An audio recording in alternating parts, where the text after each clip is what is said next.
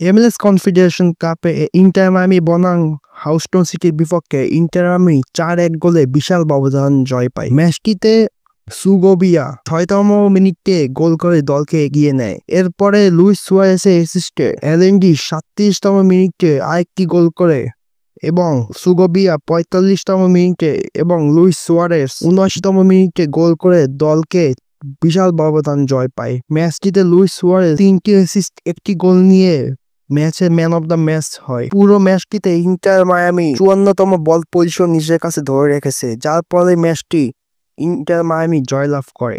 MLS confederation কাপে inter Miami বর্তমানে 6ষ্ঠ position ধরে রেখেছে, যেখানে 2 ম্যাচে 1টি ড্র এবং 1টি জয় নিয়ে 4টি পয়েন্ট ইন্টার মায়ামি। অপরদিকে হাউস্টন সিটির 2টি ম্যাচে 1টিতে জয় লাভ করতে না পেরে 2 ম্যাচে 0 পয়েন্ট নিয়ে 23তম পজিশনে আছে হাউস্টন সিটি। তা যদি ইন্টার মায়ামি বা মেসির ফ্যান হন তাহলে আমার চ্যানেলটা সাবস্ক্রাইব করে কমেন্ট জানিয়ে দিবেন আপনার মতামত।